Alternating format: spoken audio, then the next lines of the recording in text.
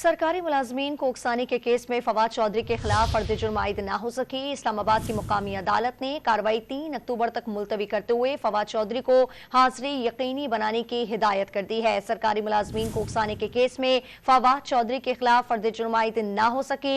इस्लामाबाद की मुकामी अदालत ने कार्रवाई 3 अक्टूबर तक मुलतवी करते हुए फवाद चौधरी को हाजिरी यकीनी बनाने की हिदायत कर दी है। सरकारी मुलाजमीन को उकसाने के केस के हवाले से आपको अपडेट करें हैं, जिसमें फवाद चौधरी के खिलाफ फर्द जुर्म आयद न हो सके। इस्लामाबाद की मुकामी अदालत ने कार्रवाई 3 अक्टूबर तक मुलतवी करते हुए फवाद चौधरी को हाजिरी यकीनी बनाने की हिदायत कर दी है। सरकारी मुलाजमीन को उकसाने के मामले के केस में फवाद चौधरी के खिलाफ फर्द जुर्म आयद न हो सके।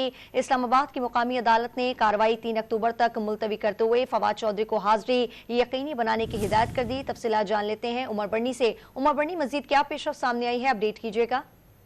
जी देखिए, सरकारी मुलाजमीन को उकसाने के केस में फवाद चौधरी के खिलाफ फर्द जुर्म आज भी आयद ना हो सकी। एडिशनल सेशन जज ताहिर अब्बास सिपरा की अदालत में फवाद चौधरी पेश ना हुए। फवाद चौधरी की जानिब से जो हाजिरी से इस्तिस्ना की दरख्वास्त है वो अदालत में दायर की गई और मौक़िफ़ अपनाया गया कि फवाद चौधरी की जो वालदा हैं वो बीमार हैं, जिसके बायस फवाद चौधरी को लाहौर जाना पड़ा। जज ताहिर अब्बास सिपरा की जानिब से फवाद चौधरी की हाजिरी से इस्तिस्ना की दरख्वास्त मंजूर कर ली गई। अदालत ने फवाद चौधरी को आइंदा समात पर हाजिरी यकीनी बनाने की हिदायत की और फवाद चौधरी के खिलाफ फर्द जुर्म की कार्रवाई 3 अक्टूबर तक मुलतवी कर दी गई। बहुत शुक्रिया आपका तफसीलात देने के लिए उमर मेहताब बर्नी।